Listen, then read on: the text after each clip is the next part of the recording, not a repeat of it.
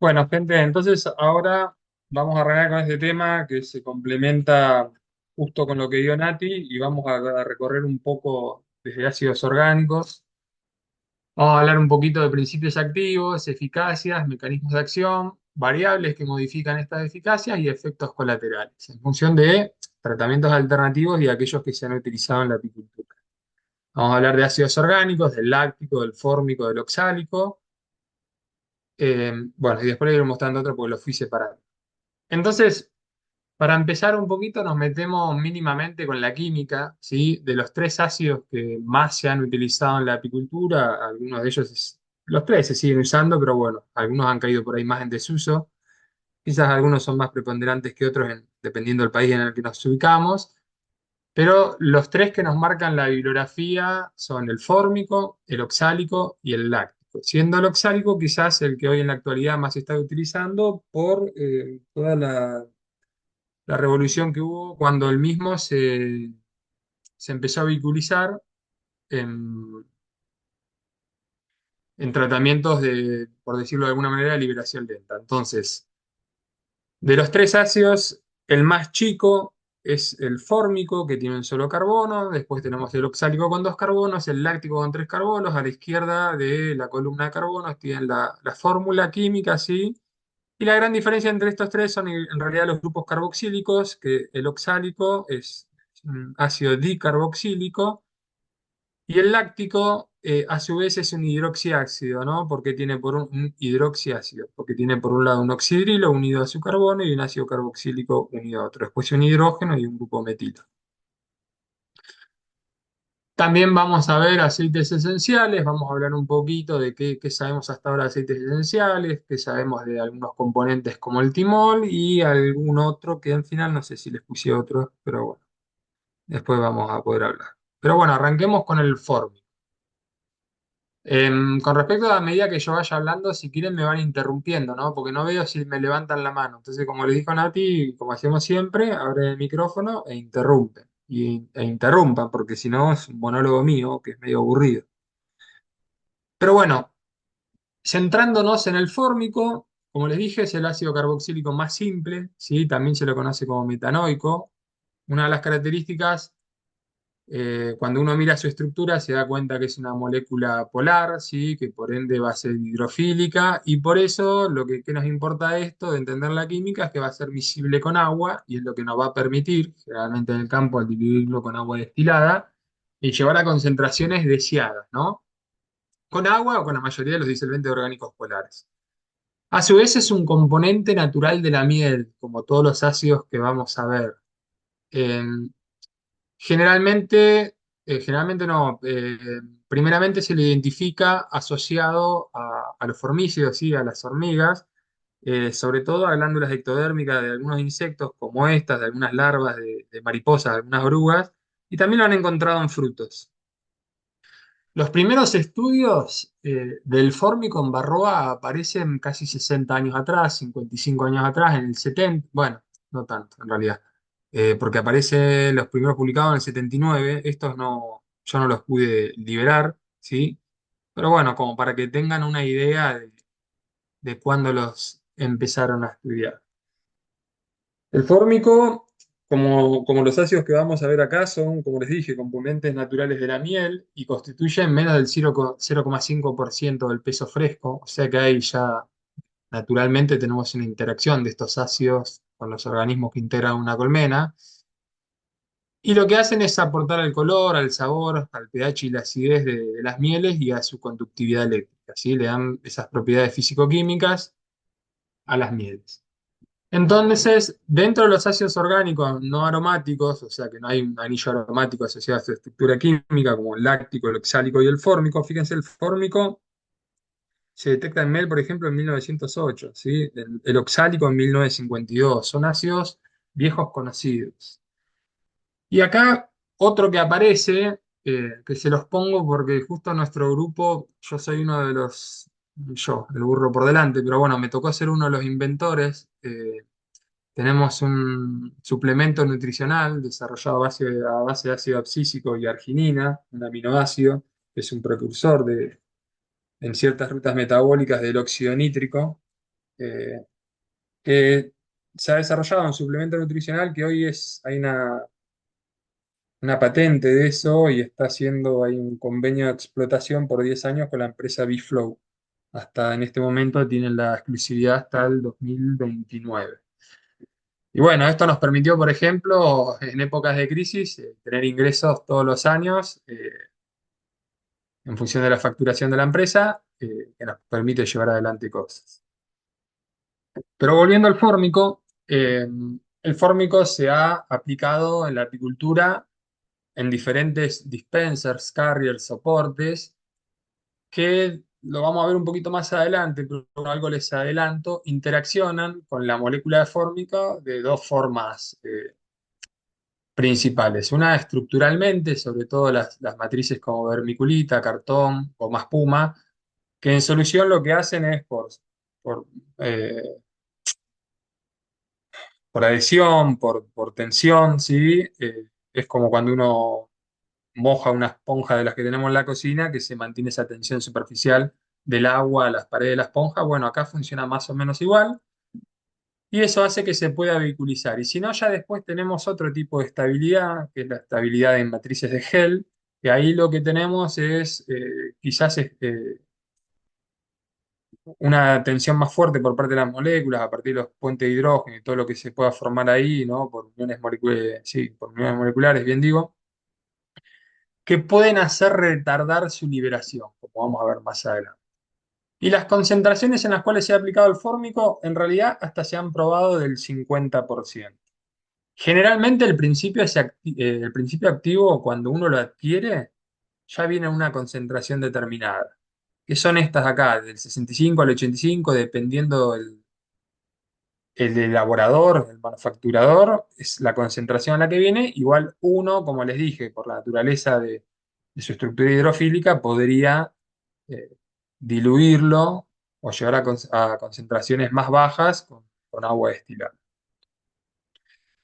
De esto hay un montón de bibliografía. Yo le fui trayendo algunos casos de estudio como para que ustedes tengan presente. Pero en realidad, bueno, primero, con estos ácidos orgánicos, al menos cuando se empezaron a publicar, no pasó nada de lo que les explicó Natalia. Todo lo que les explicó Natalia viene más o menos del 2010 en adelante, ¿sí? Todo esto de la precaución, de estudiar en las larvas, en las abejas adultas, hacer nacer y cuantificar bien el estadio de abeja. Acá se iba y se probaba en campo. No pasaba nada en los laboratorios. Ahora sí, se han establecido todos estos protocolos, todas esas diapos que le mostraban a ti y cada vez son más exigentes. Entonces, cuando uno se empieza a encontrar con la bibliografía, lo que vos tenés es trabajos de campo. Este lo traigo siempre porque es un producto que se desarrolló en Argentina entre la gente del INTA y el CIAS.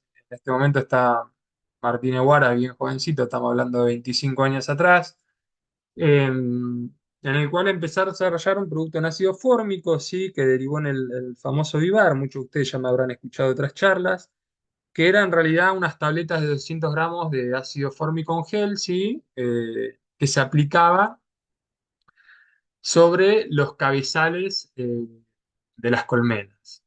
Acá, por ejemplo, para que vean un poquito de la eficacia del ácido oxálico, siempre andaba con un 90%, o generalmente, sí, creo que acá el único, el 88%, acá, bueno, tenemos tres casos acá, pero con muy buena eficacia. Y lo que se reportaba en este estudio, por ejemplo, era que la mayor, y generalmente es lo que pasa, pero depende mucho de la forma de entrampado del principio activo en sí, que el sustrato, tabla de celulosa, es que los primeros días es el mayor volteo. En este caso se aplicaban en realidad dos geles a 15 días. El primero a tiempo cero y a los 15 días se aplicaba otro y registraban que la mayor mortalidad, ¿sí? Era a los primeros 15 días con un 63% de eficacia. Y en realidad, este trabajo es la culminación de un montón de estudios en los cuales se iba probando primero con diferentes dispositivos, que eran tipos cápsulas de Petri con una placa arriba y perforada donde se iba metiendo el gel y se permitía liberar, perdón. Al principio se ponía al fondo de la colmena, después se hacía como estas bolsitas con con una espuma dentro y también se perforaba, y después esto que ya empezó, ahora lo voy a poner, pero terminó siendo la formulación final. Y dependiendo la superficie expuesta, se iba evaluando la cantidad de principio activo que se liberaba por evaporación, ¿no? Si uno cortaba todo esto, obviamente la evaporación era mucho más rápida que si se exponía la mitad o un cuarto o el porcentaje que uno quisiera. Y otra cosa que se hacía cuando se recomendaba esto era poner un marco de entretapa para que se genere una cámara de aire que circule mejor las corrientes de aire que se producen dentro de la colmena y que el principio activo en estado gaseoso pueda distribuirse. Esto se los comento porque en realidad cuando yo preparé esta charla, lo que pienso es si ustedes o quisieran replicar estos principios activos en su zona y ajustarlo a sus zonas, a sus climas, o quieran probar moléculas similares, ¿no? Como a mí lo que más me interesa de esto es que ustedes entiendan que, bueno, primero habría que hacer todo lo que les mostró Nati, pero después al momento de llevar en campo, cuando uno decide la concentración en laboratorio, empezar a pensar a las moléculas por su química y por el comportamiento de moléculas similares. Entonces, moléculas como el fórmico, el láctico, que son medias aromáticas en el sentido de que son de liberarse muy fácilmente, uno siente los olores. Bueno, estas cuestiones como tener en cuenta las corrientes de aire, tener la separación para que circule la abeja, son importantes, o al menos parecieran ser importantes. Acá les traigo otro, primero porque probaron con un 50% de ácido fórmico, entonces cuando vas a la bibliografía te encontrás con un batallón de concentraciones diferentes, y todas más o menos andan bien.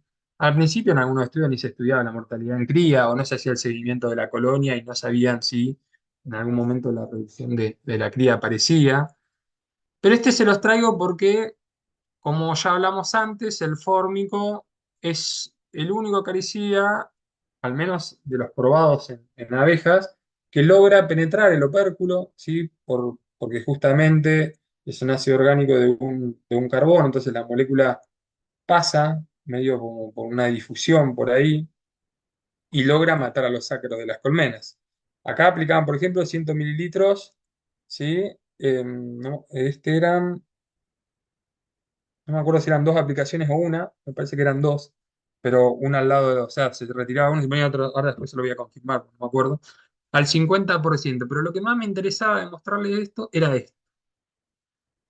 Fíjense, una de las cuestiones que evaluaba este trabajo, que es viejito, creo que era del 94, no me fijé, lo que había puesto, era la mortalidad de ácaros dentro de las celdas de cría, y daba la casualidad que en ciertas colmenas el porcentaje estaba por debajo del 80% o del 85% para abajo. Y cuando se ponían a ver cómo estaban esos cuadros, claramente estos cuadros eran cuadros negros viejos.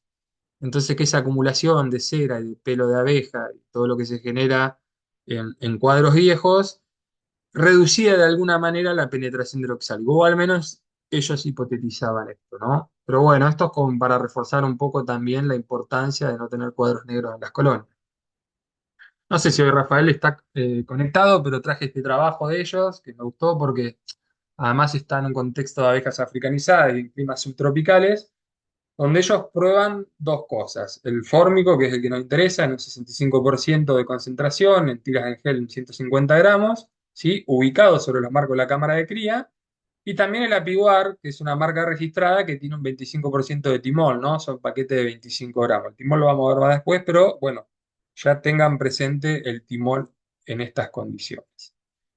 La eficacia global registran muy buena para los dos, 94 y 97%, o 95 y 97%, y ven efectos de liberación diferentes. El fórmico ven que la mortalidad mayormente se produce en las primeras 72 horas y el timol sigue con un efecto residual hasta una semana después. En la cría operculada se repite ese patrón del que venimos hablando, que el ácido fórmico mata al 86% de los ácaros que están dentro de las celdas de cría, y el timol y el testigo con un 10%, el control. Bueno, ¿alguna duda hasta acá? Mati, ¿puedes repetir lo anterior? ¿Esto? Acá. Sí, no, toda Sí. la presentación no, perdón, es esto, No, el no. tiempo de efecto, vos decís, el fórmico, mortalidad mayormente en las primeras 72 horas, Sí. y el timol, un No, efecto al timón apreciable. también observa mortalidad, pero ven que siguen cayendo ácaros de manera considerable hasta 7 días, hasta siete Ah, días. bien, Eso quise espectacular, decir. ¿Sí? perfecto, gracias. Bien. Y acá, como yo sé leer alemán, me bajé este trabajo. Hoy lo bueno de la inteligencia artificial es que te bajas los papers en alemán o en cualquier idioma y te los traduce. Pero bueno, cuando puse a buscar los mecanismos de acción, citaba mucho este trabajo, cuando lo fui a buscar estaba en alemán. Eh, y estos autores, este es un trabajito viejo del 93 de Apidology, cuando Apidology publicaba en diferentes idiomas, en francés, alemán o en inglés. Y bueno, ellos son los primeros de mostrar cómo funciona el fórmico. Y lo que muestran es que encontraba una acidificación generalizada, ¿sí? A nivel tejidos, a nivel tisular. Entonces, ellos mostraban experimentalmente un poco lo que dice ahí, cómo el ácido fórmico, que era expuesto hacia los ácaros, por un lado anulaba el consumo de oxígeno en barroa, ¿sí? Entonces concluían que esto estaba interviniendo de alguna manera con, con con el transporte de electrones, con la oxidación de las moléculas, con el ciclo de Krebs y por ende con la respiración celular.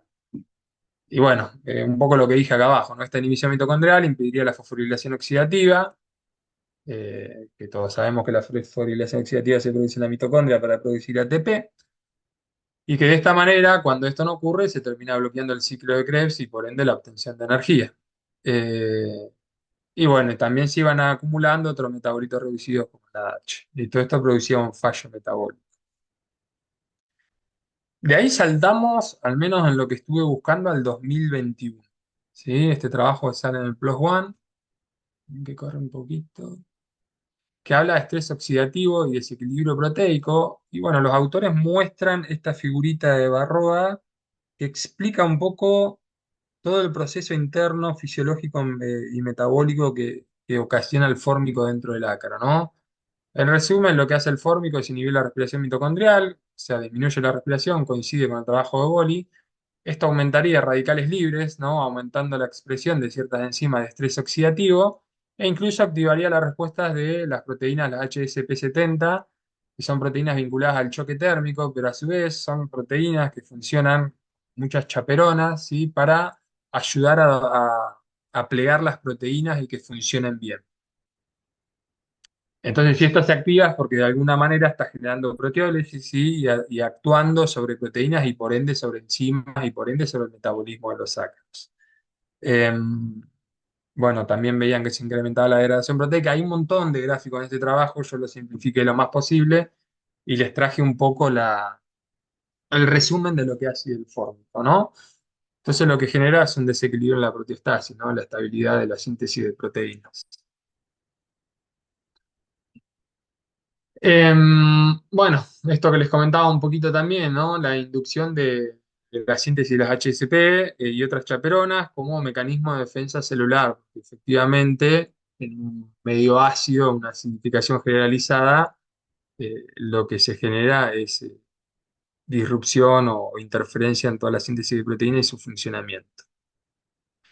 Y después, este también lo puse porque salió justo el mismo año y no me acuerdo si era, es del mismo grupo.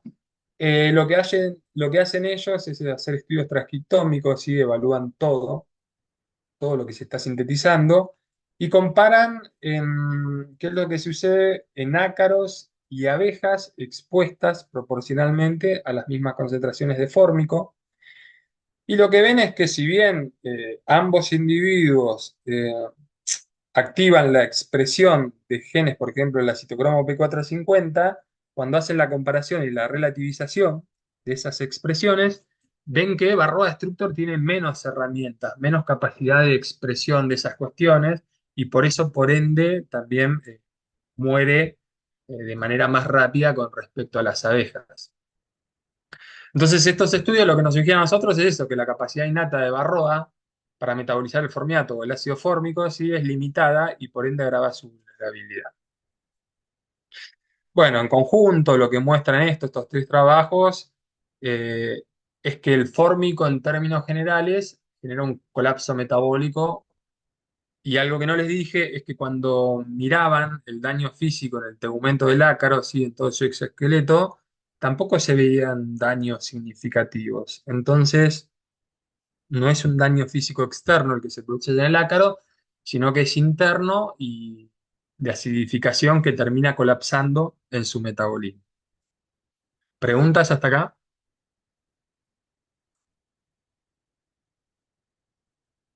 ¿Creen que hay riesgo de resistencia acá? Yo les pregunto, ¿cómo podría haber con el Cumafos, o el fluvalinato, o la flumetrina? No, creo que no. Bien. ¿Y por qué? Le pregunto a Más que, todos. Sí, sí, Joaquín. no, no, más que nada por lo primero que mencionaste, esto de que es componente de la miel, o sea, que está muy en contacto con las sustancias que la abeja continuamente está, y que Sí, sí. Y además creo que es muy complejo el mecanismo de acción que mencionaste, todo lo que va causando en... claro. Claro, va por ahí, porque en realidad, si bien es un componente natural, haciendo el paralelismo, podríamos decir que el Kumafoya es un componente natural de la cera, ¿no? Por desgracia. Pero ahí sí se desarrollamos resistencia, sí hemos visto que esas dosis subletales modifican la susceptibilidad del ácaro, vimos que con algunas moléculas, como son mutaciones puntuales, como le explicó Xu, y que encima son codominantes en algunos casos para la resistencia, que lo que implicaba era que si teníamos un organismo heterocigota para ese alelo resistente, le daba una ganancia en la susceptibilidad o en la capacidad de toxificar o resistir con respecto a los homocigotas y era un estado intermedio entre los homocigotas mutantes. Pero acá empezamos a ver que la disrupción que genera, como es a nivel general, bueno, hay un montón de cosas que debería sortear el ácaro para poder detoxificarlo, para poder metabolizarlo, para poder no tocarlo. Sí, después podemos discutir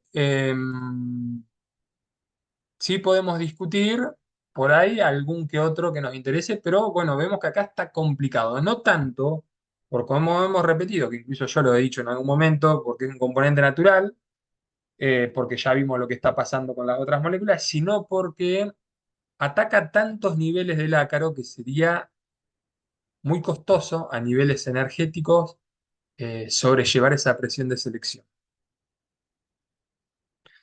Bueno, pasando al láctico, ¿sí? Mati, Sí, disculpe, yo sí, quería hacer un comentario acerca del sí, ácido Cristian. fórmico. Sí, en Nicaragua cuando estaban disponibles las tiras con ácido fórmico, los apicultores lo utilizaron, pero solamente muy poco tiempo, porque aquí en Nicaragua, sobre todo en el occidente, por el Mm. extremo calor que hay, Claro. hubo bastante evasión de colonias. Ya, Abandonaban, ¿no? entonces, Las colonias.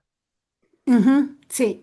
Bueno, Entonces, y este fue claramente em, por la aplicación de las tiras. Entonces, sí, ya el ácido fórmico aquí en Nicaragua no se utiliza para nada. sí. Bueno, a lo último nos vamos a meter un poco en esto, en la parte de variable que modifica la eficacia, pero claro, es uno de los grandes desafíos y no todos los lugares podemos aplicar fórmico, podemos aplicar timol eh, u láctico. ¿Sí? Bueno, buenísimo, gracias, Cristian. ¿Te acordás en qué concentraciones la aplicaban? Este fue las tiras comerciales. Ah, Ahorita desconozco cuál bueno, después si te concentración acordás, era, no. pero era de las tiras, sí. Sí. Está bien. No hicieron otros No ensayos. probaron con desarrollos propios. Sí. Bien. Bueno, con el ácido láctico tenemos una historia similar. Ácido monocarboxílico y un hidroxiácido, porque como les dije, tenemos al carbono central, tenemos un oxidrilo, grupo carboxilo y un grupo metilo, ¿sí? Y un hidrógeno por ahí también. La aplicación, en este caso, y bueno, acá podemos empezar a discutir, se hace por asperjado. Y hace acordar un poquito en algunos casos a la aplicación que se ha hecho con otros productos naturales, incluso a veces con el oxálico, aunque no la más común, en el cual se levanta cuadro por cuadro, cuadro cubierto por abeja y se asperja de 5 a 8 mililitros por cara de cuadro cubierto con abejas. Y acá sí son bastante, igual la bibliografía, algunos que otros encontramos diferente, pero son bastante recurrentes a la concentración del 15%. La sensación que tiene uno cuando lee todo esto y repasa la historia de la aplicación de acaricida es que lo que hacía uno iba y lo repetía todo el mundo y a lo sumo de una variante. Pero cuando aparecía algo que funcionaba bien, todos repetían la misma concentración. Bueno, fíjense, de 2 a 4 aplicaciones cada 7 días. Entonces, el láctico ha tenido, ¿no? Tiene buena eficacia, siempre tiene sus recaudos, como casos con lo que cuenta Cristian con el fórmico, pero el problema quizás con el láctico, que es el que menos se utiliza, es que es muy demandante de esfuerzo operario. Vos tenés que estar ahí mucho tiempo, te lleva mucho tiempo en las colmenas, entonces, bueno, dependiendo el contexto, dependiendo la cantidad de colmenas, quizás no es la más preferida por parte de los apicultores. Y las eficacias también fueron del 60 al 95%, dependiendo de los estudios. ¿Por qué se los había traído? Bueno, acá era un ejemplo que hacían 2 aplicaciones separadas cada 3 días, en este caso, con eficacias mayores, en este caso, perdón, con eficacias mayores al 90%. Este es un informe que hace Mark Collin, que es uno de los fundadores del laboratorio, si no estoy confundido, donde hoy está Dalmón y donde está Yves Lecon, medio contemporáneo de Lecon. Collin fue el jurado de Martínez Huaras en su tesis doctoral. Y bueno, fíjense que acá encontraba una eficacia, por ejemplo, un 80% sin cría, ¿sí? Y también aplicaban lo que les decía hoy, de 5 a 8 mililitros con 15%. Entonces empezamos a ver que hay una variabilidad de eficacias que seguramente serán ambiente dependiente o abeja dependiente.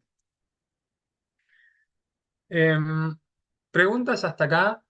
Hay bastante bibliografía de esto, pero es redundante. Entonces yo más o menos les traje algunos casos y bueno, que vayamos teniendo en cuenta. ¿Ninguna duda? También se diluía en agua, eso, Mati, nunca supe Y del estas son todas láctico como moléculas polares, experiencias. entonces Está a la bien, hora de diluir con agua destilada deberían andar bien, o con cualquier solvente polar. Lo que pasa es que el agua destilada es ideal porque sabemos que va a generar un efecto tóxico. Después hablaremos del oxálico, ¿no? Y lo que pasó con el oxálico. Pero sí, sí, Joaquín. perfecto. Se estabiliza bien porque se generan muchos puentes de hidrógenos ahí, entonces la molécula queda bastante bien estable. Em, bueno, con respecto al mecanismo de acción, no hay mucho, pero lo que hay es reciente. Estos trabajos son del 2023 y 2024, creo, los que les voy a mostrar. Y el grupo este que ya estuvimos viendo algún trabajito de Pew, que en realidad no sé quién será el director acá, quizás Betilar, esta mujer. Pero ellos trabajaron un poco en entender cómo era el proceso, si era a nivel tóxico, si era a nivel desprendimiento, y lo que terminan estudiando un poco después de exposiciones, ahí hacen una serie de ensayos, ellos ven que lo que termina afectando, primero en este trabajo de arriba les muestro, prueban con varios ácidos, ¿no? De los orgánicos y de los no aromáticos incluso, y lo que ven es que de todos estos, todos generan el mismo daño en Varroa, pero el fórmico es significativo, es el que más daño genera y lo genera sobre las aurolias de Varroa. Yo no entré mucho en detalle con eso, pero bueno, ahora lo podemos brevemente repasar, porque es algo que incluso tienen las abejas, así que ojo con eso. Y bueno, y lo profundizan. Bueno, acá hay otro más que se los traje, yo después la bibliografía se las voy a poner. Que estudiaron, y por qué lo que le decía, ¿no? Varios ácidos orgánicos como alternativas blandas frente a lo que ellos hacen todo este planteo, este problema. Y bueno, justamente esto de que el mecanismo de acción nunca se supo mucho. Seguramente si se hicieran, o hay una alta probabilidad, si hicieran trabajos de transcriptómica como los que vimos antes, o de expresión de enzimas, de genes de enzima, o de actividad fisiológica, vean cosas similares porque no dejan de ser moléculas muy similares, al menos lo que uno pensaría cuando compara sus estructuras químicas y que son todos ácidos no aromáticos. Pero bueno, acá se plantean ver el agarre, el grip de los ácaros por las arolias, que las arolias son las mismas que vemos en las abejas, ¿no? Los artrópodos, los ácaros y los insectos terminan con, en el último segmento de sus patas, con una uña bífida y con estas arolias que son bolsitas membranosas, como si fueran unas sopapas, y seguramente ustedes saben que las abejas tienen dos formas de anclarse sobre superficies. Las uñas actúan más sobre superficies rugosas y las aureoleas funcionan más como sopapas en superficies lisas. Entonces, cuando una abeja, por ejemplo, se trata de agarrar un vidrio, muchas veces las uñas pasan de largo, gira como que hace una vueltita el tarso y termina pegando la arolia. Y estas arolias son bien membranosas, son tejido blando y están llenas de fluidos. Entonces ellos estudian un poco cuando tratan qué pasa con estas arolias y ven que terminan generando un daño tisular, un daño de los tejidos. Y yo la foto creo que no se la puse porque se las corté, pero hay otra foto que muestra cómo se escapa todo el fluido de las mismas y por ende pierden sujeción sobre las abejas. Esto es un poco lo que les decía, ¿no? El láctico es el más efectivo y seguro para la abeja porque a su vez miden lo que pasa en la abeja y bueno, esta pérdida de fluido irreversible, ¿no? Entonces el efecto, según estos trabajos, no son letales, sino que son subletales, generando un desprendimiento de las abejas, consecuencia del daño membranoso de las árboles. Igualmente, ellos evalúan un poco qué pasa, me quedé pensando, sí, a ver si era acá, me estoy confundiendo. No, era acá. Ah, acá era. Sí, cuando empecé me estaba confundiendo con acá. Ellos evalúan qué pasa con la hemolinfa, a ver si llega el láctico acá y ven que, bueno, que no hay un efecto a nivel láctico en hemolinfa sobre el ácaro, no hay toxicidad. Y entonces, por ende, concluyen que actúa de forma local. Probablemente se necesite más estudio de esto, y bueno, acá ir con pie de plomo, pero bueno, los resultados a este nivel de la aerolía sí son bastante contundentes. Eh, También exponen a los ácaros en diferentes arenas, en medio de lo que le mostraba Nati, y veían cómo la concentración de láctico afectaba el comportamiento del ácaro. Veían cierta atracción y después también lo que veían, que esto nos importa a nivel colmena, que cuando se aumentaba mucho la concentración de láctico terminaba repeliendo a la abeja, ¿no? Un poco de cierta manera, con cierto paralelismo a lo que cuenta Cristian de lo que pasa con el fórmico. Y es lo que uno ve a veces. ¿Dudas hasta acá?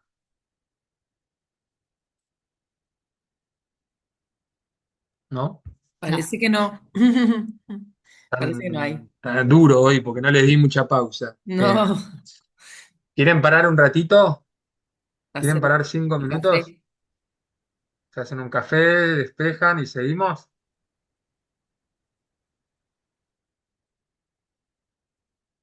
sí, Parece puede que ser. sí. Bueno, Ok. bueno, Bueno, Matías. vamos a cortar. Son y 48. Históricamente, históricamente el ácido oxálico se ha aplicado por pulverización, goteo, sublimación. Y bueno, la pregunta del sistémico, ¿no? Sí, cuando lo explicábamos de esa manera, de alguna manera, el oxálico llega a la abeja y eso indirectamente al ácaro. Eh, y se ha aplicado, o podríamos poner un signo de pregunta acá, en agua destilada o solución azucarada. ¿Qué saben ustedes? Menos Joaquín. Joaquín que se calle, porque yo sé que sabe de esto. Pero los demás, ¿qué conocen del oxálico? ¿Cómo lo han probado? ¿O qué conocen de sus zonas? ¿Quién quiere hablar? Que no sean siempre los mismos. Yo he trabajado con algunos apicultores que están poniendo, pero no de esta forma, sino como con tipo cintas Sí, unas tiras de celulosa. sí, esas tiras.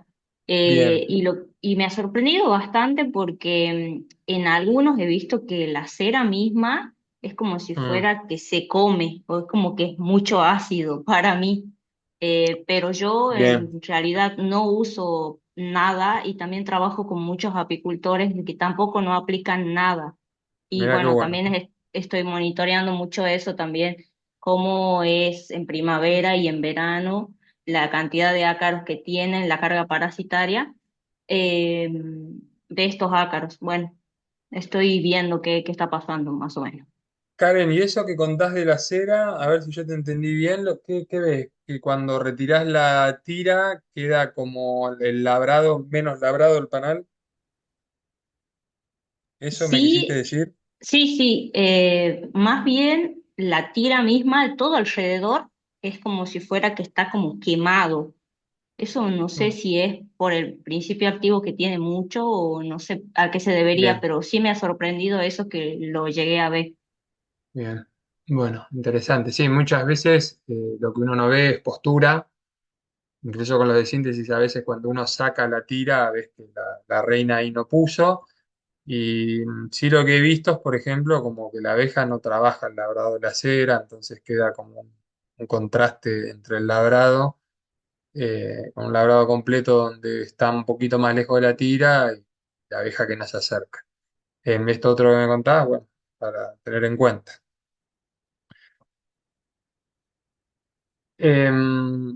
Bueno, con el oxálico hay bibliografía para tirar para arriba, entonces yo les voy a mostrar brevemente y de nuevo lo que a mí me interesa es más o menos lo consensuado.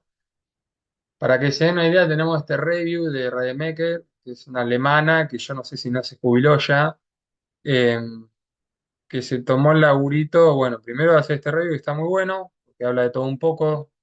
Los que quieren introducirse al estudio del oxálico deberían leerlo. Y y hacen un relevamiento de todos los estudios que se han hecho en diferentes zonas y con diferentes variables. Yo les fui trayendo acá. Ah, bueno, lo primero que les quiero decir es que hay que tener cuidado cuando uno trabaja en el oxálico, que el oxálico puede ser obtenido de dos formas, el dihidratado o el anhídrico, ¿sí? Y eso tiene que ver con si tiene agua o no tiene agua. El dihidratado, como su nombre lo dice, por cada molécula de ácido oxálico hay dos de agua. Entonces, cuando uno informa una concentración de ácido oxálico, lo primero que tiene que tener en cuenta, o cuando lee un producto que es a base de ácido oxálico, lo primero que tiene que tener en cuenta es si es dihidratado o no. Si es dihidratado, en realidad estaríamos como con un ácido oxálico más diluido porque por unidad tenemos cada tres moléculas, son dos de agua y una de oxálico.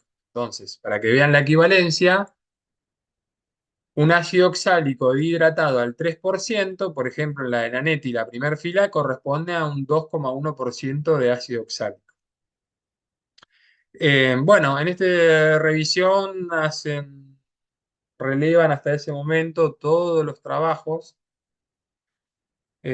sus concentraciones, la concentración de azúcar, si es 2:1, si es 1:1, si es 1,5:1 con respecto al agua, la eficacia que obtuvo, si había cría, si no había cría, si las colmenas sobrevivían bien al invierno, si no sobrevivían, si las colmenas tenían celdas o si no tenían, y lo van volcando todo en estas tablas.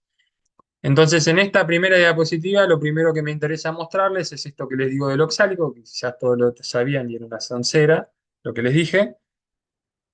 Por otro lado, en todos estos estudios que trabajan con colmenas en ausencia de cría, sea porque hay corte de postura, o sea porque utilizan algún método del estilo enjambrado de reina o separación de la reina hacia un costado, y limitando su postura, y en concentraciones que van del 3 al 2%, dependiendo la naturaleza de la molécula de oxálico y su combinación con agua, con eficacias que van del 70 al 99%.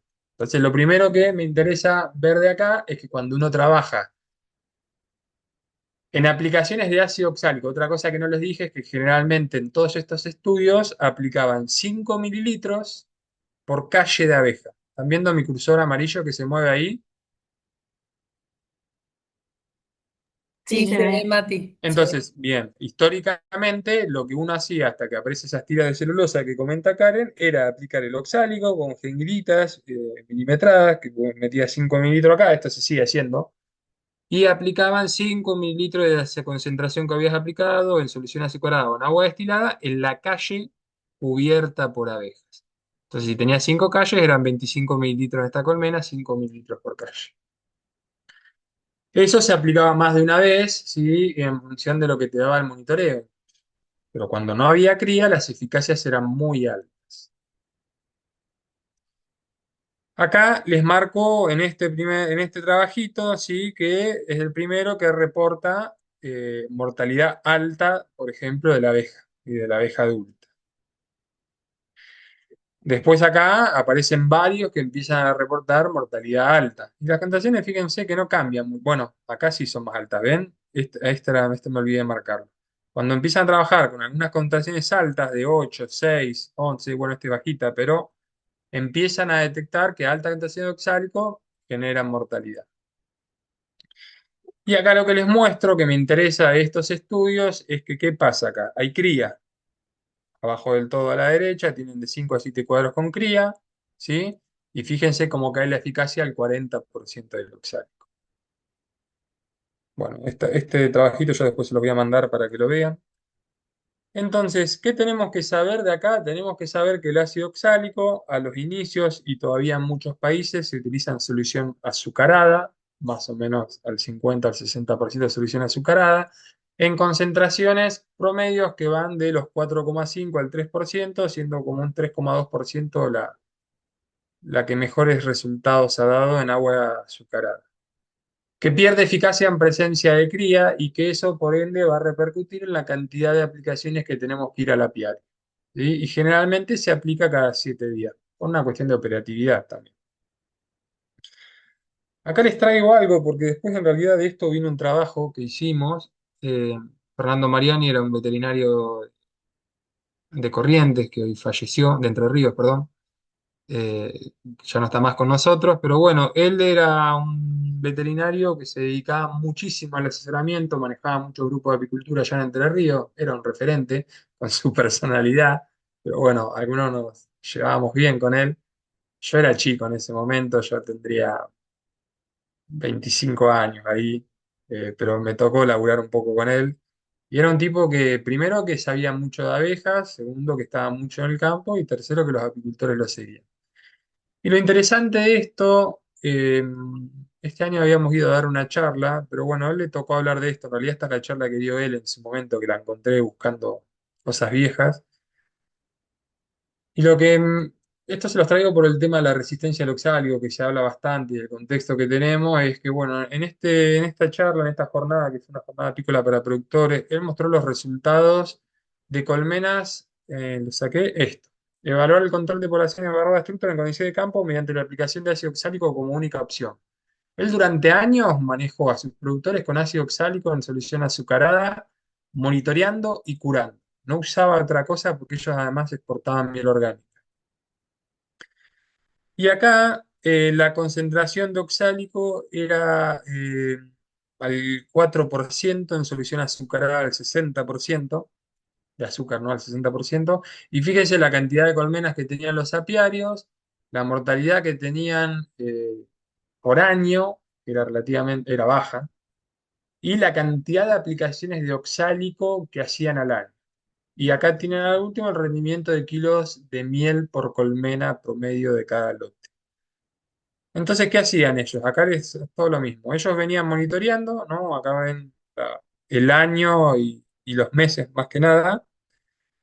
Y acá ven el porcentaje de barroa. Y la toma de decisión era cuando las colmenas estaban llegando al 2%, una pasada de oxálico, una sola. Acá se les disparaba un poco porque evidentemente, ¿qué tenemos? Acá en Argentina tenemos el verano, finales de verano, donde empieza a reducir el área de cría de la abeja y se dispara el porcentaje de barroa en abeja adulta. Ya no es tanto porque está creciendo la población de barroa, sino porque empieza a disminuir el área de cría en la colmena y se nos empieza a subir el ácaro en dispersión, bonforesis, como lo quieran llamar. Entonces lo vemos cada vez más. Pero bueno, justamente él mostraba para cada lote que era posible curar las colmenas en función del monitoreo y el solo uso de oxálico. Y obviamente acá se les concentraba muchas veces las curas, las líneas rojas son las curas. Y estos, los puntos azules, son todos los monitoreos que hacían. En algunos lotes, que eso también muestra por qué los tratamientos tienen que ser regionales, las curas eran más pronunciadas que en otros, y eso tenía que ver con la biogeografía del lugar. Bueno, y así para cada lote. Bueno, esto se lo dejé porque mostraba un poco también las curas, los puntos concretos y cómo era la dinámica de polen, néctar y cría, ¿sí? Como para que entendamos, ¿no? El néctar es esto que tenemos acá, atrás viene el polen, ¿sí? Y bueno, el crecimiento de la cría es esta y el crecimiento de las abejas. Primero arranca la abeja y después viene atrás la cría. Pero bueno, un poco para entender la dinámica. Pero esto se los dejo acá porque después nos vamos a meter en la parte de resistencia al oxal. Entonces, ¿qué me interesa de todas estas diapositivas? Primero, la importancia del monitoreo y que era posible, estamos hablando del 2007, 2006 acá, que era posible mantener una población de odarrobas sin uso de los acaricidas científicos, porque en esta época fue cuando yo empiezo a publicar los primeros trabajos en resistencia. Se arma el lío de la resistencia al Cumajoga en Argentina. Em, y bueno, ahí nos tocaba viajar mucho. Pero por otro lado, ¿qué les parece de todo esto? Que hoy por ahí es medio común, ¿no? Pero en ese momento no era tan común.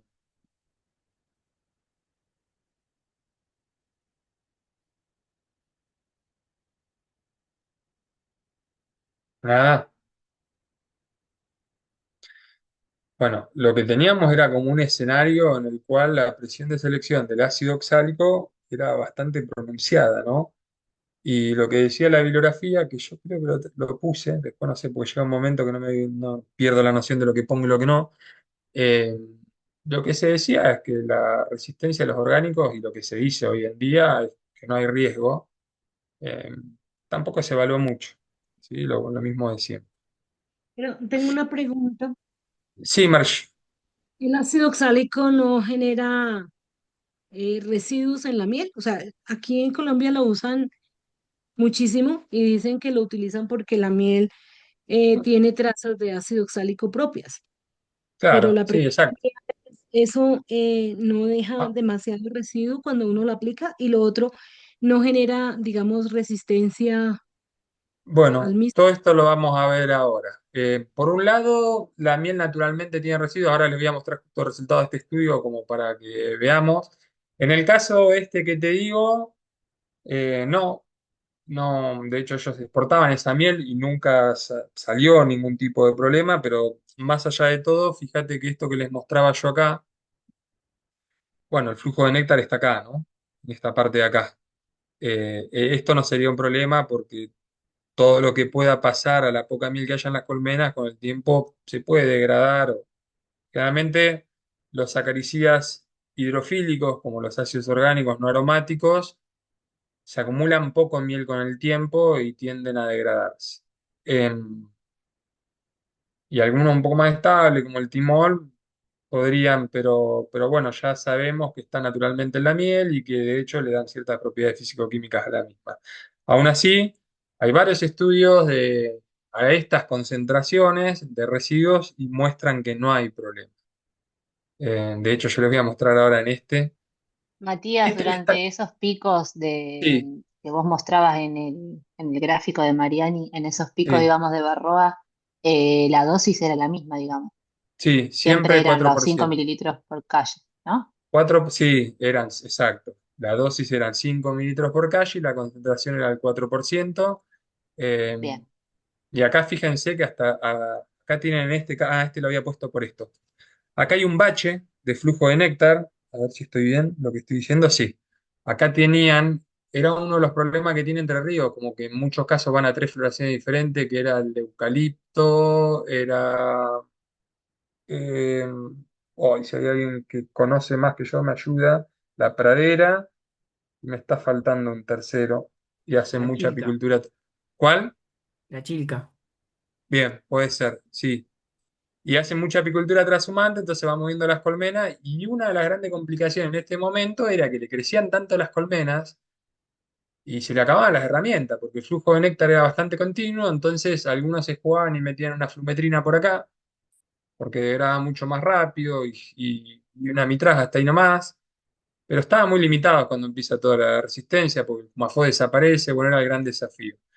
Entonces acá el oxálico, bueno, lo metían acá con discusiones que se armaban a nivel de técnico, si estaba bien o no meter un oxálico, eh, no podían hacer otra cosa, y tiene que ver con la pregunta que hace Margie, que después no aparecía con residuos, ¿no? Y bueno, y acá entre dos picos florales metían el oxálico tranquilamente, también jugaban un poco con eso, en función de tu pregunta, Margie, los residuos. monitoreaban la entrada de néctar, conocían la zona y esperaban al bache en enero, que es algo parecido que pasa acá, en la zona donde estoy yo, por ejemplo. En diciembre se muere y bueno, eh, se hacen cosas.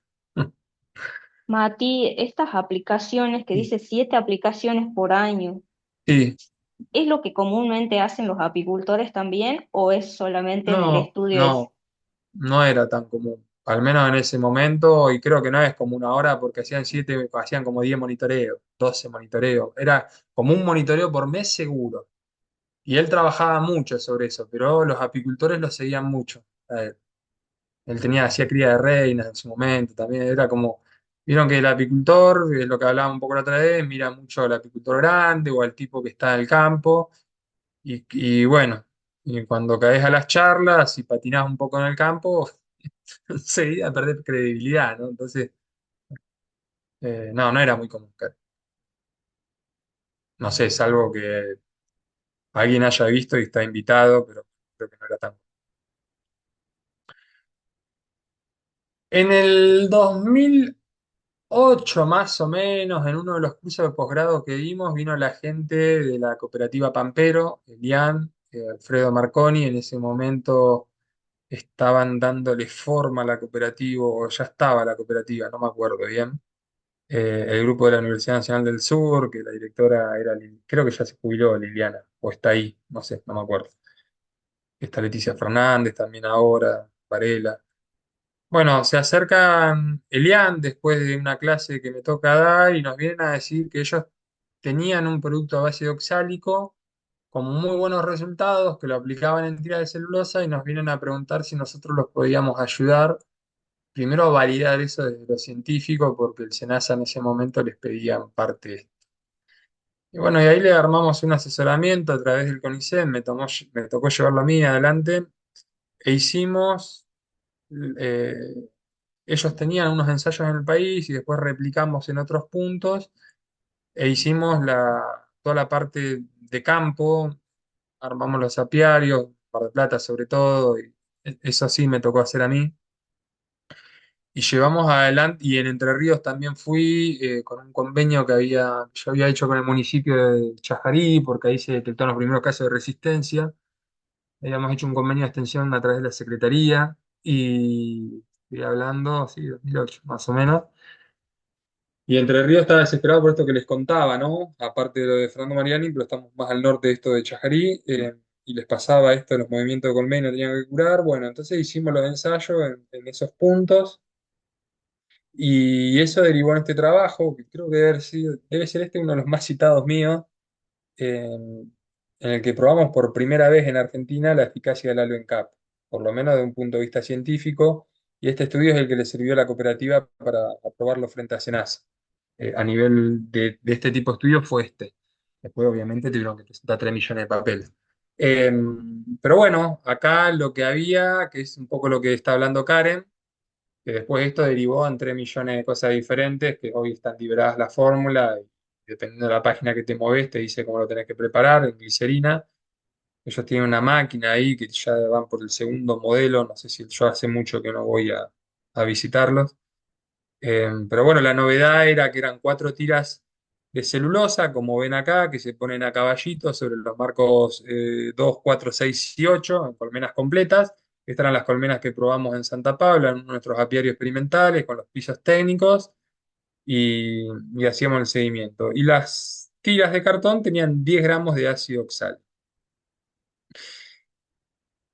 Un poco la pregunta, bueno, acá este es un ensayo que coordinaba yo en Bahía Blanca y estos son los otros dos que coordiné yo, uno en Mar del Plata y el otro en Entre Ríos.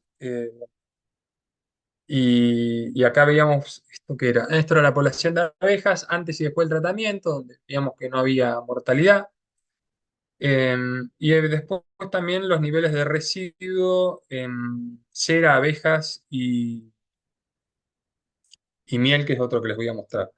En cera y abejas no veíamos residuos. Esto acá nos ayudó mucho Sandra Medici, que es otra chica del CIAS que trabaja en la parte de agroquímicos. Bueno, un poco las eficacias para que vean. Incluso acá, trabajamos, no, acá también probamos los controles, las tiras con glicerina, las tiras sin glicerina. Y después acá trabajábamos con los grupos sin tratar porque corregíamos la mortalidad natural diaria en función de corregíamos la eficacia, perdón, en función de la mortalidad natural diaria de los grupos no tratados.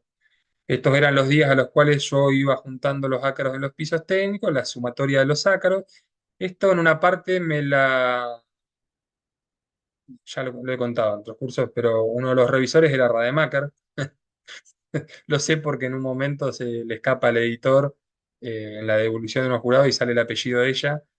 Y ella me objetaba, yo no sé si acá están los ácaros totales, creo que no lo puse, que algunas colmenas de todo el ensayo estaban en menos de 300 ácaros. Entonces me decía que no. Bueno, eso lo pudimos salvar. Pero bueno, en ese punto, en un momento se nos había, nada, tuvimos que salir a explicarle que habíamos trabajado en un trabajo en 3 puntos del país diferente, con un montón de colmenas. Bueno, no sé si eran un montón de colmenas, pero eran bastantes. Y bueno, pero lo pudimos validar. Y no mostré, ¿dónde está? No fui yo lo de los residuos de miel. Bueno, no sé si la puse más adelante, pero era la pregunta de Margie. ¿Me la comí, che? Buah, Ahí estaba, Mati. ¿estaba? No, Sí, porque en acá. esa, Ah, acá está, qué tarado. Eh, ya. acá está. Fíjense que antes del tratamiento, ya esto era, sí. Los niveles de oxálico ya aparecían en miel. Y para mí no, porque me parece que me falta otra. En algunas colmenas. Hasta había más oxálico antes que después del tratamiento. Me parece que me faltó otra tabla, por eso me quedé pensando. Pero bueno, con respecto a la pregunta de Marchi, que yo le quería contar eso, en realidad, nos pasaba que en algunas de las colmenas los niveles de oxálico hasta nos habían dado antes que más altos que después del tratamiento. Y después esto lo probamos, ¿cuándo fue esto? No fue hace tanto. Esto, bueno, 2020 lo publicamos este.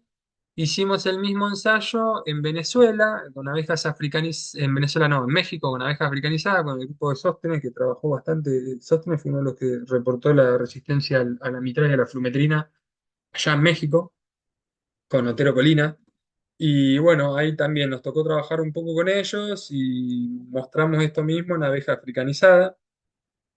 Fíjense la eficacia 92%, pero miren la mortalidad que esto me faltó marcar. Fíjense acá, miren, dónde estaba. Acá. Fíjense, por ejemplo, para que vean cómo modifica la población de abeja y el híbrido de subespecie que tenemos, ¿no? Estas son abejas más europeas, obviamente las que tenemos acá, provincia de Buenos Aires, en Bahía Blanca. La mortalidad natural era esta, ¿sí?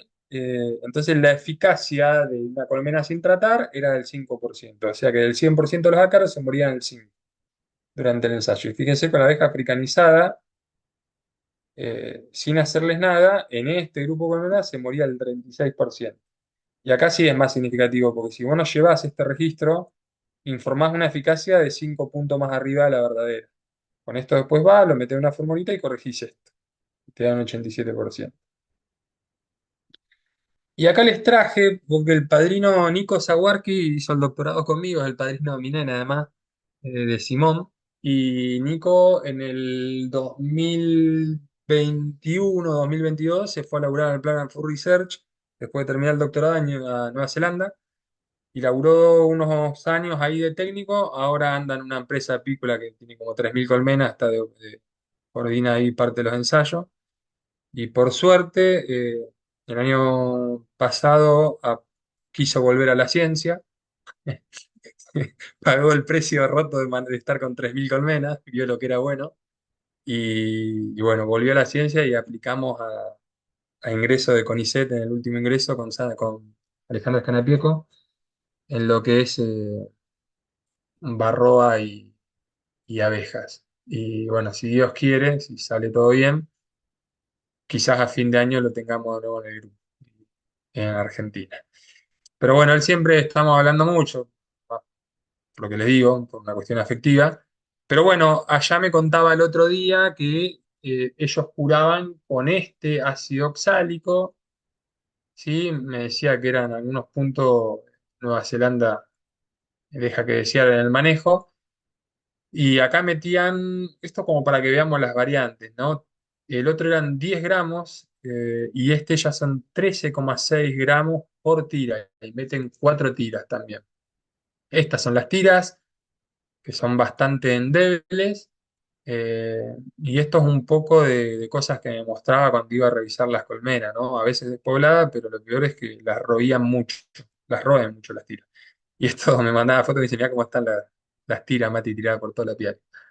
Bueno, Similares a fíjense, las, ¿eh? similares a las que te mandé los audios esas. Ah, bueno, sí. Bueno, este es oxálico.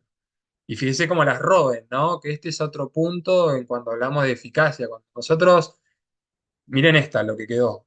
Cuando nosotros hacemos un ensayo en esta naturaleza, o cuando a ustedes les toca como técnicos, o que los llaman para ir a ver algún caso, hay que mirar mucho esto, porque esto nos da mucha información. Si la abeja roba mucho esto, bueno, obviamente acá el principio activo, primero, por ahí intoxica abeja, o por ahí la eficacia de barba va a ser baja, incluso cuando estamos curando nuestras propias colmenas. Estas colmenas se habían casi muerto, miren cómo quedó la cría. Uno cuando ve esto después de una cura sabe que pasó algo, y no bueno.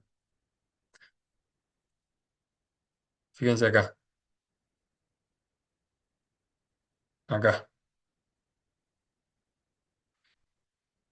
Bueno, y este es otro trabajo que sacaron los chicos de Uruguay, creo que sí, es de este año, en donde hacen algo muy similar a lo que hicimos acá con un producto que aprueba un empresario uruguayo, creo que es apicultor también, que saca el famoso Barroxan, que de hecho el Barroxan ahora entró a Estados Unidos, por lo que estaba mirando el otro día en YouTube, que lo puse a buscar, y también Nueva Zelanda. Em, Se llama Barroxan, es similar, pero no les puse. Ah, acá.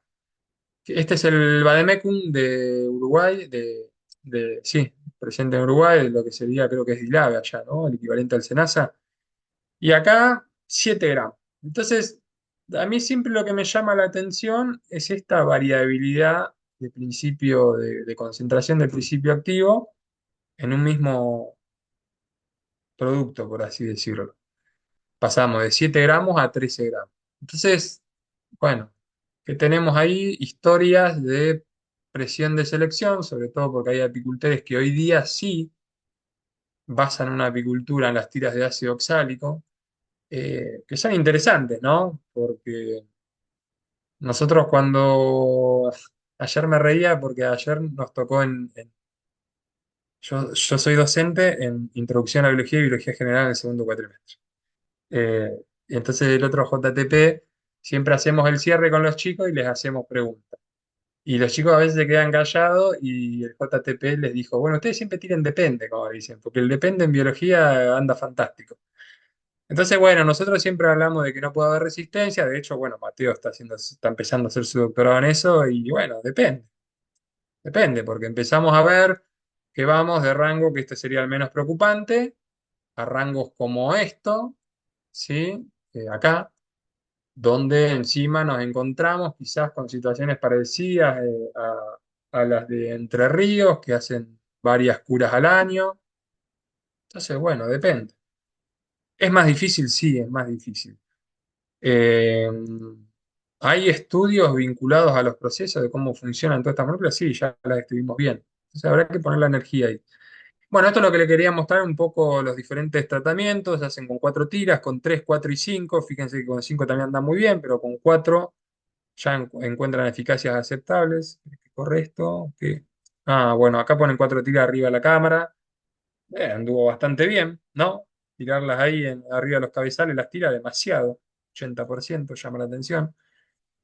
Y fíjense que en invierno tiene mejor Mati, eficacia. Sí, dímelo, justamente te iba a Juan. preguntar eso, que muchas veces he visto, o sea, no, es un problema para poner por ahí la tira, y he visto Mm, productores que la colocan así arriba de los cabezales en cámara que están en dos alzas, digamos. y no es ¿Eso lo hay recomendado. algo que observaron si funciona o no? Bueno, mira, y ahora voy a responderle a Jimena. Mirá, el Marbete, todos estos productos dicen que va a caballito sobre los cuadros Y tiene una lógica eso, porque lo que vos ahí aumentás es el contacto abeja-acaricida, que eso se va a traducir en el contacto abeja-abeja y va a diseminar la molécula del principio activo. Yo no lo haría eso, que me decís. De hecho, en parte vos ves que estás perdiendo, ¿dónde estaba? Acá, estás perdiendo 23 puntos de eficacia. O sea, ¿tuviste una buena eficacia en este estudio particularmente? Sí, pero si lo hubieras hecho, lo que pasa es que, bueno, uno siempre está a 3 millones de manos, pero muchas veces esos problemas que me decís vos es porque la abeja te tira sobre cera arriba de los cabezales, te une los cuadros. Convendría andar con unas patulitas siempre y cuando ves eso vas limpiando los cuadros, ¿no? Bueno, a ver si, ¿con qué tiempo? Pero bueno, no lo recomiendo. Creo que no, que habría que intentar ponerlo ahí. Pero bueno, aún así tuvo eficacia. Nosotros no lo hemos visto, Juan, no lo hemos estudiado puntualmente, pero por lo menos te puedo hablar desde este que te estoy mostrando acá. Eh, quiero leer, yo no sé si están viendo el chat que lo abrí, pero dice, no puedo... ¿Podrá ser también algo? Sí, probablemente haya una correlación entre conducta higiénica y el rompimiento de las tiras. Es probable. Eh, he tenido unas cosas acá. Sí, sí, puede ser que tenga Jimena. Puede ser que haya una relación. Sería esperable, de hecho. Bueno, acá les traje una foto de. Pobre, los Grech, pero bueno, está público esto, ¿no? Tendría que haber tachado. ¿Qué más les quería mostrar de acá? Bueno, y esto acá que les había puesto. Bueno, esto, 4 tiras, 2 veces al año, la frecuencia, recomiendan el tiempo de permanencia 45 días. Y la gran revolución que tuvo el oxálico fue esa, el oxálico en tira, que pasamos de tener un principio activo que era súper laborioso, que tenías que ir 2 a 3 veces,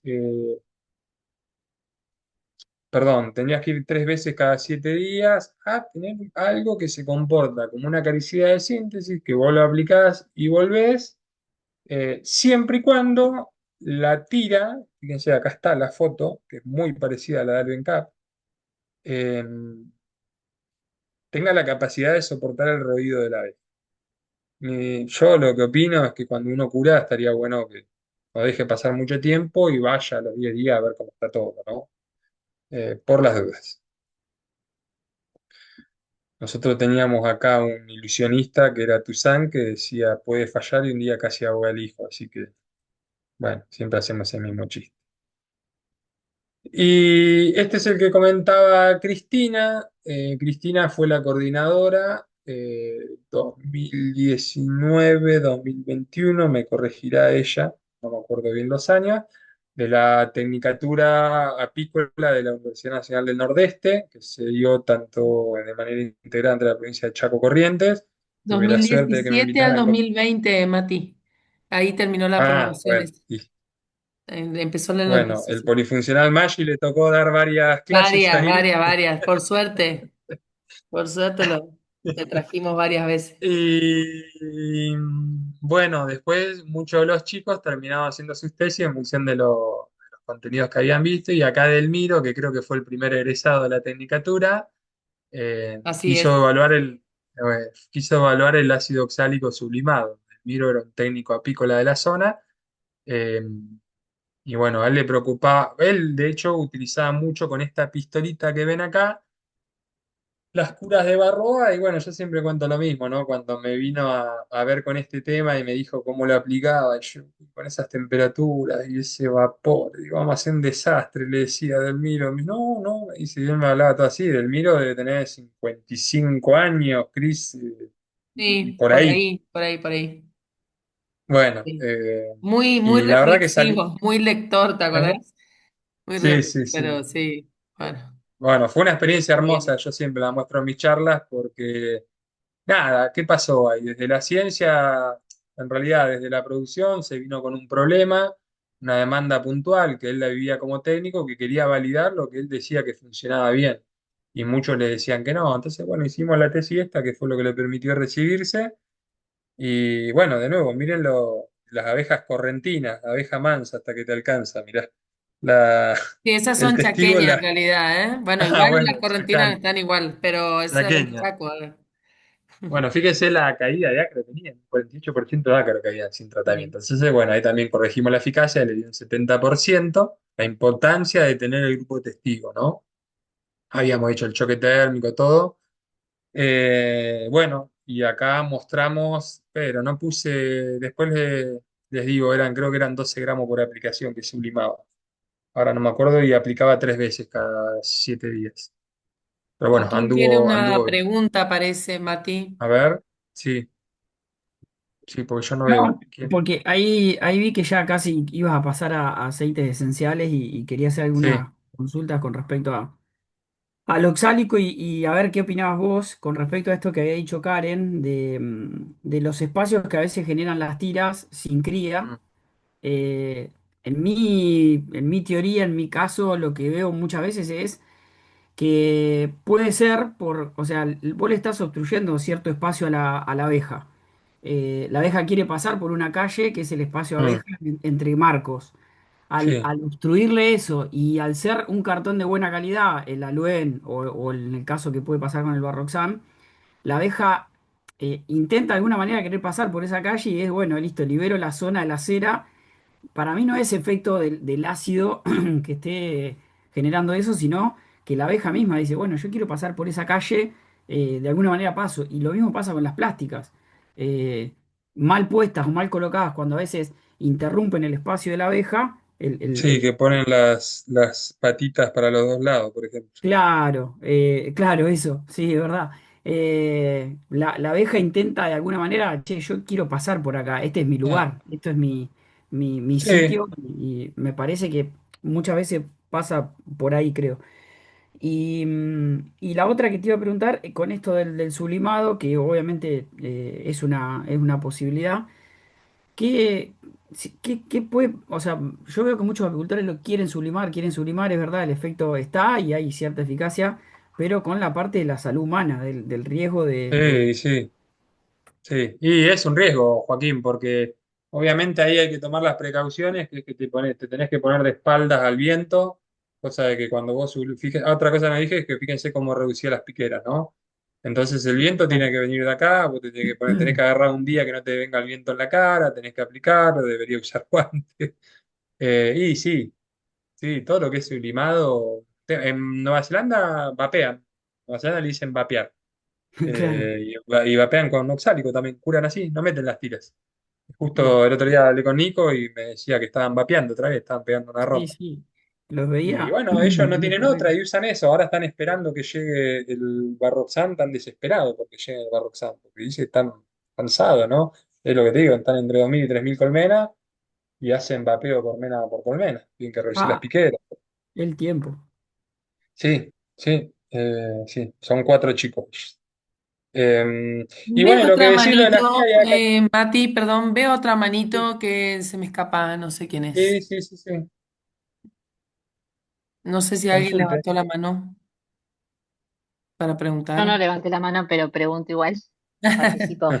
No, quería comentar a ver como, no sé, que pensemos entre todos o que hagamos la puesta en común de qué problemas que se están viendo, digamos, ahora con el Elven Cup, porque, por ejemplo, lo que pasa acá en la zona del norte de Santa Fe, que, que fue un poco también el origen, digamos, de mi tesis doctoral, es que eh, tanto con la aplicación, digamos, no con el Elven Cup, sino con la aplicación por goteo sería, Mm, se veía que se despoblaban las sí, colmenas o incluso se reportaban fugas. mm, Entonces los apicultores empezaron a decir, nosotros no vamos a poner más Aluen Cap, no vamos a usar más orgánicos, no claro, me funciona, no me funciona. Empezaban a probar con menos tiras, no con lo que sí, decía el marbete, no tampoco me funciona. Es caro, o sea, como que se iban sumando ahí factores. Bueno, listo, no colocamos más. bien. Vamos por los caseros y toda la historia de Sí. los problemas que Y tenemos. bueno, es la historia de toda la vida, Mica. Como Y es quería saber un pantallazo es qué la que pasaba vas en a vivir general. hasta que te jubiles de la ciencia. Me Yo parece después que de sí. 22 años, ya tengo 43 años, y casi a los 20 sí. Pero bueno, fíjense, ahí Karen puso una foto en el chat que se ve clarito lo que dice Joaquín. Ahora voy con la tuya, Mica. Con respecto a lo que dice Sí, Joaquín, tranqui. sí, seguramente sea también Joaquín lo que decís vos. Después yo les voy a mostrar, porque no son la panacea. Después vamos a ver que tiene un montón de efectos negativos, como los acaricidas de síntesis. Entonces, para mí debe Sí, ser un poco sí. de todo. Seguramente una cuestión física y mecánica, como dice Joaquín, y por otro lado debe haber alguna cuestión de que, bueno, si estás metiendo esa droga ahí, capaz que la reina prefiere no disponer. No lo sé, estoy suponiendo. Eh, pero sí coincido que es válido lo que dice Joaquín. Y después lo que decís vos, Mica, mirá, yo siempre digo lo mismo, a mí me tocó llevar ese estudio y gracias a ese estudio se salió a decir que había que meter 4 tiras por colmena. ¿Qué nos pasó a nosotros con el tiempo? Que muchas veces cuando vos ibas, por eso ahí con los apicultores hay que trabajar porque los apicultores te cuentan siempre una parte. Entonces, el Marbete es claro, te dice abejas bien pobladas, colmenas en buen estado. Entonces, si vos vas y agarrás una colmena en 6 7 cuadros y le metés 4 tiras, y no le va a ir bien esa colmena. Si está mal nutrida, y no le va a ir bien esa colmena. Entonces, bueno, ahí siempre compide plomo. Aún así, nosotros, en Casa Herrero Cuchillo de Palo, el oxálico lo usamos en primavera y en cámara completa metemos 2 tiras. Eso lo digo, ya lo grabó Cristina, igual lo he dicho un montón de veces. Y en todo caso monitoreamos y si es necesario metemos 2 tiras más, no metemos más 4 tiras. Eh, porque sí hemos visto algunas cuestiones que yo lo he hablado con los chicos, con Elian, lo he hablado varias veces, y bueno, incluso en parte de eso, la tesis de Mateo viene de un PICT que me sale a mí en 2022, que después se eliminó ese financiamiento, pero es un PICT, grupo de trabajo grande para estudiar la resistencia al oxálico. Porque le empecé a decir yo, che, Elian, ojo que estaría interesante que la cooperativa se comprometa a evaluar qué está pasando con la susceptibilidad. Y de hecho ahí teníamos una beca doctoral, que después Mateo sacó la beca. Bueno, eso lo perdimos, creo que lo perdimos ya. Y otra cosa que le quería decir de eso era que... ah, le iba a decir algo de eso. Bueno, ya se me va a venir. No, se me fue. Estábamos hablando de la subdosificación. No, incluso acá estamos viendo Eh, también que no, con eso te quería sequías preguntar. también. Sí, Cuando hablas con los apicultores, te dicen cuando aplican por goteo. Ahora yo muestro varias de esas diapositivas, por lo que pasa de los separé en eficacia. ¿Te decían qué concentración y se lo aplicaban en agua destilada o no, solución cargada? No. no. Bueno, a preguntarle, porque ahora te voy a mostrar un par de cosas de eso. Bueno, vamos. Em, ¿Qué hora es? Menos cuarto. Yo, perdón, hago un Aceites. comentario, puede ser. Sí, Estoy Sabrina. intentando Sí. buscar dónde está el cosito de la mano, pero no lo encontraba. Abajo en No, bueno, reacciones. con respecto al oxálico, las mismas experiencias de las tiras roídas y de bajarle Sí. un poco la dosis, pero el comentario más que nada iba, estuve probando con timol, Mm, y sí vi un poco más de problemas con la eficacia. claro. Esto a campo, así medido solamente con prueba del frasco, ¿no? ¿Vos, Pero Sabrina, ahí dónde sí ya estás? es General Belgrano. Entonces sos de la Bober. Sí. Está bien. Este, Ya hablamos, ya me acuerdo. ahí sí, donde bajaba un poco la temperatura, ya se notaba bastante el problema, ¿Veías que digamos. mejoraba o que se complicaba? Que se complicaba, que se complicaba. Mirá, bueno, claro, porque el timol justamente, medio como el fórmico, depende un poco de la temperatura. Tal La cual. temperatura óptica Pero ahí del donde timol es bajaba entre un 18 y poco, 25 gramos y grados. claro, donde bajaba un poco, ya ahí Sí. bajaba también la eficacia, digamos.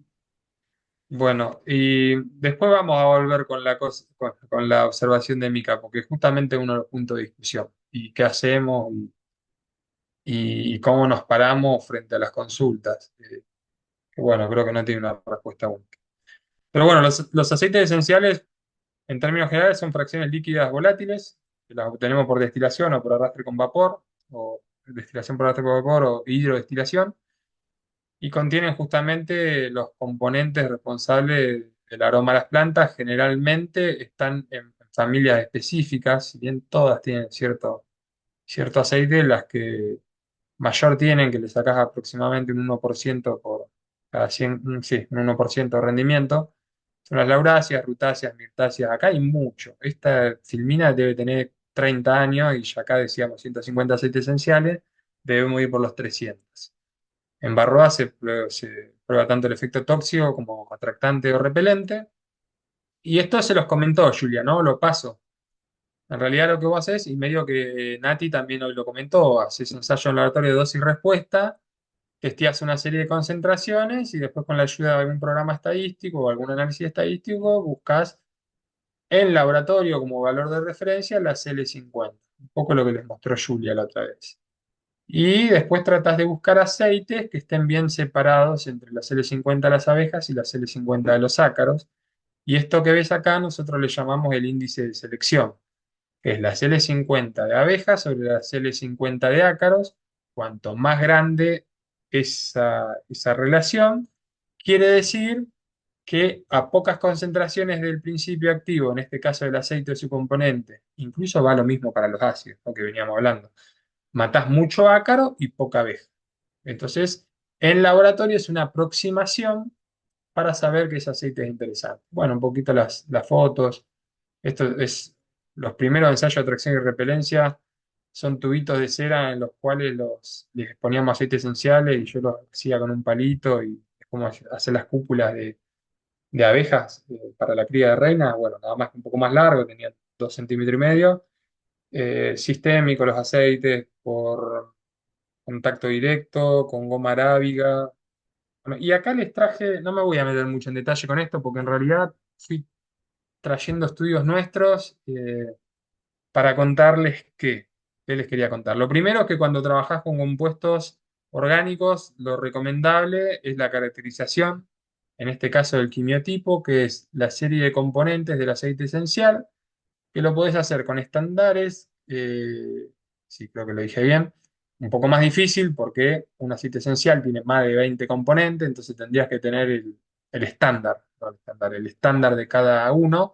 Entonces lo que haces es trabajar con librerías, después las cromatografías y calcular los porcentajes de área relativa, y eso te da un indicio de qué componentes son mayoritarios. En este caso, esta fue mi tesis de licenciatura, esto fue 2005. El eugenol era un componente mayoritario del clavo. Y acá viene toda una discusión. ¿Qué nos quedamos? ¿Con el mayor componente? ¿Nos quedamos con todos? ¿Por qué? ¿Qué ventaja te da uno? ¿Qué ventaja te da otro? Bueno, acá hacíamos la toxicidad. Ventajas y desventajas. Los aceites esenciales son interesantes y si hablas con algún químico que labura con esto, te va a decir, ¿cómo vas a trabajar con los componentes? No seas animal, te dicen. ¿Por qué? Porque generalmente el secreto de los aceites esenciales y de los extractos vegetales es su multicomponente, que generalmente actúan por mecanismos de acción diferentes. Entonces es más efectivo. En cambio, cuando vos te quedas con un componente como el timol, bueno, la contra sería que es más limitado. Por otro lado, la ventaja sería que vos tenés una eficacia asegurada. Acá hacíamos ensayos de atracción eh, atracción y repelencia. Ah, bueno, algo que les quería contar, dependiendo, también evaluás, vos podés evaluar esto que decía Nati, sistémico, se lo dábamos en jarabe, fíjense, el índice de selectividad, que era la LC50 de ácaros sobre abejas, qué cerquita estaba, cerca de uno sería que esto es igual a esto, o sea que mata todo de la misma manera. De hecho, arrancaba que cada 4 abejas se te mueren 3 abejas y un ácaro, y después a las 48 horas eso estaba un poco más cerca de 1 a 1. Ahora, cuando lo hacías por exposición, tópico, bien tópico, no que lo ingiera la abeja, bueno, tenías un margen un poco el doble, ¿no? Y después también veíamos, uy, estoy mal, la atracción y repelencia que muchas veces atraía, salvo a cierta concentración, y que empezaba a repeler. Todas esas cuestiones al ensayo laboratorio, y como bien le dice a Nati, te llevan un montón de tiempo y te deberían culminar en un ensayo campo. En el ensayo campo, todos sabemos que lo que hemos trabajado en el campo, en este tipo de ensayos, son tensos. Y a veces no te da el tiempo un doctorado. Bueno, dependiendo del plan, ¿no? Acá les traje otro, no sé por qué se lo he traído, bueno, eran casos. En este les mostré el que le mostraba a Nati. Esta fue la tesis doctoral de ASU, que trabajó con extractos vegetales de lúpulo, con lo que se hace la cerveza, unos ingredientes de la cerveza, y también veíamos atracción y repelencia, veíamos toxicidad, veíamos la toxicidad en larvas, acá empezamos a meternos con las larvas, veíamos curva de supervivencia. diferentes variedades. Este se los traigo porque también tiene mucho que ver cuando uno trabaja a partir del material vegetal. Empezamos a ver si variaba el quimiotipo de los aceites y por ende la toxicidad en los ácaros y en las abejas en función del secado que recibía ese material vegetal. En otro que hicimos con esto es romero, conseguíamos romero de diferente origen geográfico.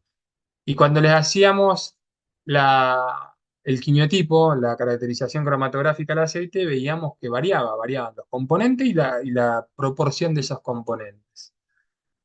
Entonces, ¿qué conclusiones empezamos a sacar de esto? Empezamos a concluir que es lo que dice la bibliografía en general, este es de este año. No sé si está Rosa por ahí, pero es el de Rosa, que está haciendo el postdoc ahí con Susana, que creo que no está conectada, y conmigo.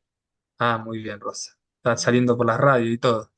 Sí. Em, y, y el problema, bueno, no es un problema, pero el desafío que tenés con los aceites es que nunca un aceite es igual a otro, ¿sí? Generalmente siguen un patrón, pero uno tiene que saber que hay un montón de variables que te afectan. Y por eso se ha terminado con tratamientos un poco más formulados, como creo que es el Apiguar, a veces me lo confundo mucho el Apiguar con el otro, que es, creo que los dos capaz que vos, Joaquín, El, te el acordás más que apigar, yo. el Sí. apigar es timol, Mati.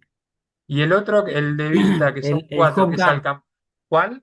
el Hopgar que es betácido del lúpulo. Ese. No, no, no, el Howard es otro. Y creo que puse una diapo que tiene Alcanfor, tiene mentol y tiene timol. Estoy casi seguro que lo puse, pero nunca me Eh, acuerdo del nombre. Ahora, bueno, si se acuerda alguno, lo va a spoilear. Bueno, este trabajo primero lo pongo porque es reciente, desde hace poquito, pero estuvo bueno porque el caso de Rosa fue que ella termina en Barroa, viene de Orivátidos de suelo, al igual que Susana, y terminan en abejas y terminamos en CONICET porque hay una demanda de productores que se acercan a su grupo diciendo que tienen un problema con Barroa allá por el sur. Entonces, bueno, después de un montón de reuniones, terminamos trabajando en especies nativas de la zona. Ellas a su vez tienen como una planta grande de destilamiento de aceites esenciales a partir de materia vegetal. Y bueno, terminan encontrando que una de estas especies tiene una buena toxicidad que creo que era Difania, ¿era Rosa? ¿O era Senecio? No, Senecio. ¿Está por ahí, Rosa? Sí, sí, Senecio, Senecio. Senecio. Bueno, Senecio de estos tres fue el que mejor anduvo porque tenía una alta toxicidad en barroa, una baja toxicidad en abejas, no afectaba a las larvas, no afectaba a los adultos. Ah, acá lo había puesto. Igual. Como ven, Mati, sí, ¿cómo sí. es el suministro, digamos, del aceite esencial, digamos, en la colmena? ¿Con qué se aplica? No, y esa es la segunda parte. Eso es lo que todavía en la mayoría de los casos no hicimos. Y acá yo me tiraría a hacer una matriz de gel con los aceites esenciales. Eh, que es más o menos como se ha vehiculizado el timol, el fórmico, porque el gran problema que tenemos, bueno, esto fue algo interesante que hicimos con gente del INTI y viene en función de tu pregunta, que encapsulábamos los aceites esenciales con goma arábiga, Juan. Y la goma arábiga, cuando va entrando a la humedad relativa de la colmena, se va degradando y va liberando lentamente. Porque el gran problema, salvo con el oxálico, de todo lo que vimos hasta ahora, es que si hay mucho calor, más allá de la colmena regule esa temperatura, va a ventilar más si hay mucho calor, libera muy rápido ciertos componentes o se libera muy rápido la atmósfera de la colmena y eso genera una cuestión química que puede generar algunos trastornos dentro del funcionamiento normal de la colmena, ¿no? Por toda la batería de hormonas, de feromonas que hay dando ahí vuelta. Así que bueno, yo iría por ese lado, Juan. Es una deuda pendiente que tiene la interacción entre la ciencia y el privado. Vos Algo, sabés, también se los Mati, trae. te quería Sí. comentar que acá la gente de la UTN hace muchos años había probado con una planta que acá le dicen chinchilla. Me parece que es una asterácea, Taguedes minuta. No sé si Bien. llegaron a publicar algo, voy a buscar. Ah, bueno, buscar Lo a la probaron especie. y era efectivo, digamos, lograron que sea efectivo en laboratorio, pero es como vos decís, después la transferencia a campo era lo que les costó y no lo hicieron, me parece, pero voy a buscar, me parece que algo se publicó y te lo voy a Bien, compartir. bien, perfecto. Em, Bueno, este lo traigo porque en realidad fue la tesis de Connie, la tesis de licenciatura de Connie, que trabajó, Constanza, la chica que le habló de virus, que trabajaba un poco con mezcla de componentes. Y otra cosa que no hablamos tampoco cuando hablamos de resistencia y todo esto estos audios que escuchábamos de mezclar más de un principio activo, es que muchas veces uno cree que sumar dos componentes es sinónimo de aumentar la toxicidad y lo que se pueden dar en las interacciones entre componentes es antagonismo. De hecho, acá, no lo puse, pero en este trabajo nos pasaba eso. Cuando mezclábamos dos componentes que habían dado bien, cuando hacíamos la toxicidad de los dos, nos terminaba dando menos. Así que hay que tener mucho cuidado también cuando uno piensa en diseños en campo con mezclas de componentes y principios activos. Bueno, las pruebas de campo que son un poco las que hicimos, que la verdad que no llegué a buscar, pero no hay mucho, bueno, no hay mucho, hay, pero no tanto como lo que hemos visto de la otra. Pero bueno, es como una deuda pendiente esto, ¿no? Son y 57 y a mí me falta, así que sigo un par de diapositivas más y bueno, lo terminaremos la próxima que tenemos ese comodín, ¿sí? Porque además deben estar cansados.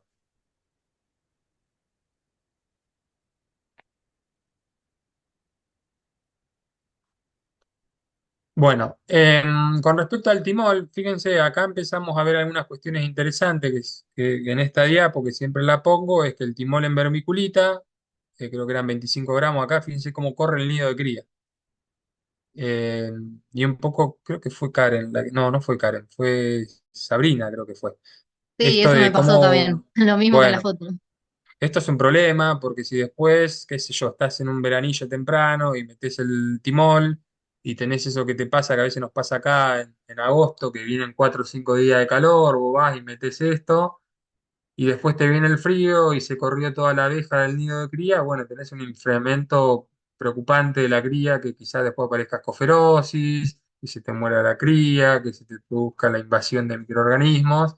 Bueno, el rango óptimo no lo puse, el rango óptimo del timol es entre 18 y 24 grados, que es similar al de los otros ácidos no aromáticos, salvo el oxáligo, que hoy lo aplicamos en cualquier época del año.